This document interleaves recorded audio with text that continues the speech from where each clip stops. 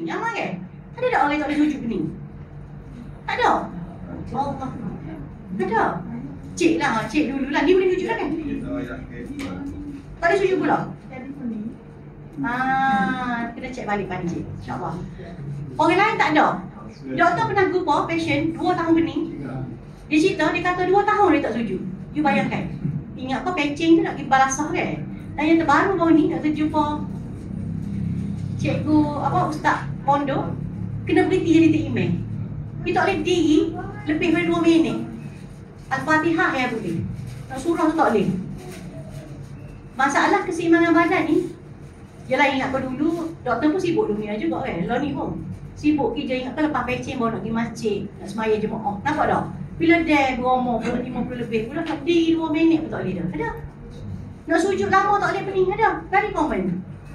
Okay, next. Sebab itulah dalam kita punya konsep ni, solat. Tak ingat Dr. Zul punya kecek buat lain tak apa, solat. Next. Okay, next. Okay, next. Ini dah sama.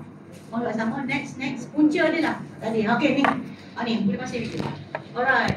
Patient ni, Dr. jumpa dia dekat Madinah, Masjid Nabawi. Rezeki dia. Maksudnya, masjid ni memang bagus lah. Dia ikut dah, sampai anak. Mereka tak nampak. Tapi dia jumpa doktor, package lagi Madinah. Dia pakai kursi roda. Doktor lagi dah pusing. Okay. Dan masa tu ujian, kalau doktor ada lagi kita lagi buat ibadah, tolong kita. Allah, relax. Nampak? Dan kita tu buat kat Allah, semua Allah. Itu memang baby. Allah.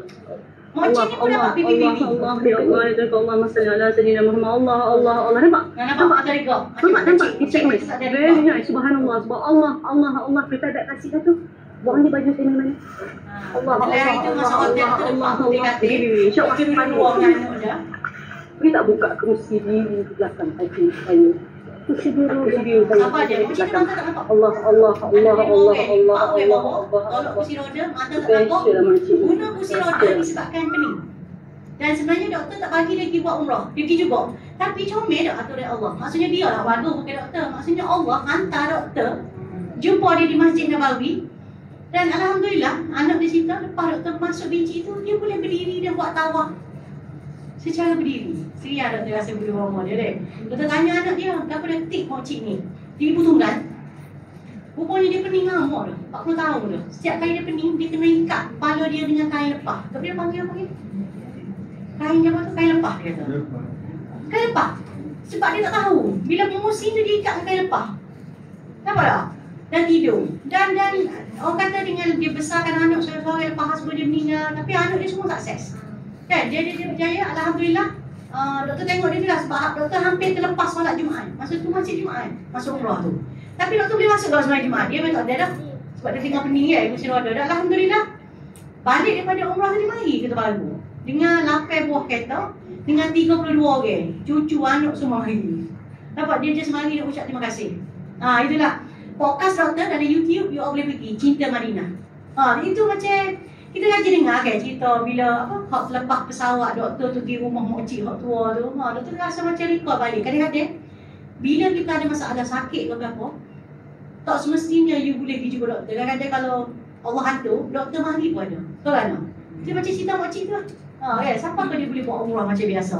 Itulah hidup kita ni simple. The more you give, the more you get. Makin banyak you tu makin banyak you akan dapat. Jangan rasa ni lah macam cik hari tu tak. Kalau pening tu pun dia tahu orang Rohingya nak beranak dia cerita.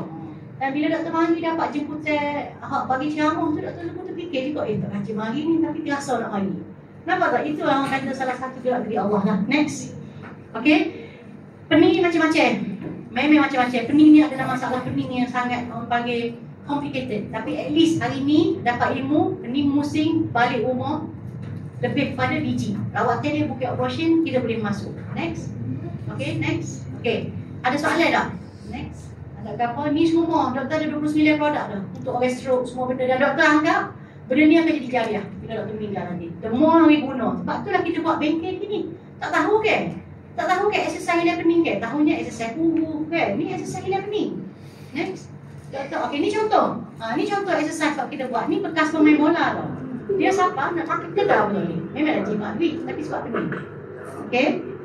Ini contoh. So basically this is our patient, which is Encik Nizam from Kuala Lumpur. He's the one who has suffered from 6-month imbalance vertigo, which is anxiety symptoms, and he was admitted, I think, in one of the private hospital and was never diagnosed as a vertigo or vestibular disorder actually. Tak pernah pun. Tak dia ada masalah ni. Walaupun dia orang KL, duduk KL, admit dekat private, who are aware about this vertigo dan dapat symptoms, and anxiety. she was referred, she was Ni rawatan kita lah. Kita make pernah lampu appointment disko for us walaupun to see disko Balat haram Kings di in the Kelantan. Balat Spelling Tapi Heart pagi Heart kita bagi lampu Center disko, in tapi kita tak Perak, sawat. and luckily Kita tak zikir.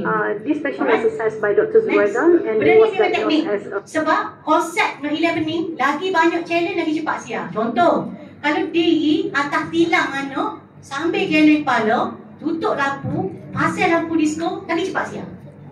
Lagi cepat. Itu konsep dia. Itu ilmu dia lah. Tak boleh duduk dalam lantai gini. Ada setengah orang pening, jalan atas kapet, nyonyek ni pun dia nak marah dah. Okay? Nak marah dah ni. Dan doktor pernah jumpa patient pening, dia jalan, dia rasa jubing dia pun terakak sekali. Dia apa rasa? Serabu dah. Tapi berlaku ada. Doktor pernah jumpa patient, makan nasi agak pinggir gini. Sebab kepala dia tak boleh gerak gini. Kalau gerak gini banyak pening. Bungku nasi tu jadi makan. Jadi dia kena makan kedap akak pinggir level gini. Nampak tak? Kita tak sedar benda tu. Next. Okay, next. Nampak tak? Ni adalah antara kebaikan solat dah. Alright. Okay, ni orang Azman. solat ini, subhanallah, dia adalah jantung kita sebenarnya. Kerana saat kita solat, kita berbicara langsung dengan Allah Subhanahu Wa Taala. Setiap pergerakan itu perbualan. Contoh macam kita kan, bila menghormat orang, solat itu kan macam perbuatan rukuk, dan rukuk itu jauh lebih baik. Dan bila kita merayu dengan Allah, buat tersujud. Bayangkan kalau kita merayu dengan seseorang sebab kesalahan kita sangat besar, ataupun kita sangat mengharap, masa sujud itulah kita lepaskan segala beban diri kita.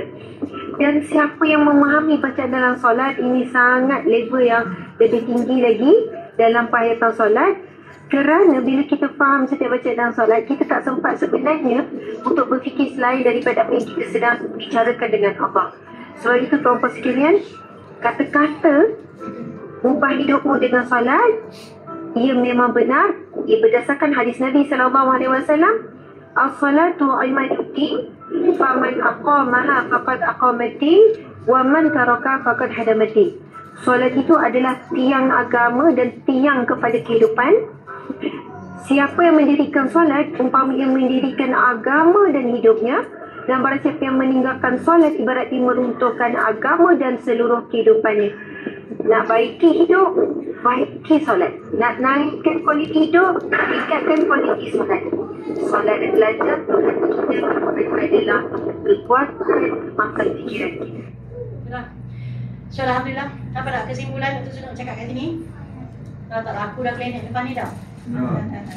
Solat is solution. Siapa orang memikir banyak, dia nampak tu. Ada ramai dia memikir buat cucu, apa nak balik 2-3 bulan dah biar balik pun. Muncul baru. Tak pernah kita. Hijau kau cik. Betul tak? Jangan mikir. Doktor pernah jumpa patient, bulu kucing terlebih pun dia nampak.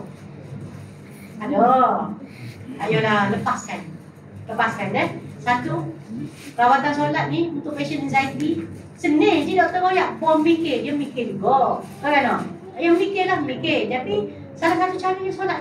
Tak, bila kita Allahu Akbar tu sepatutnya kita buai dalam belakang. Buai dunia, buai belakang di hati kita. Yang kedua, bila pening, ingat pergerakan solat. Contoh, tapi kenapa bagi salam? Dulu itu adalah berdasarkan kajian yang telah dijalankan di Europe. Kalau kita start pergerakan bagi salam, kanan kiri, buka mata, tutup mata 30 kali, dia akan cepatkan proses penyembuhan.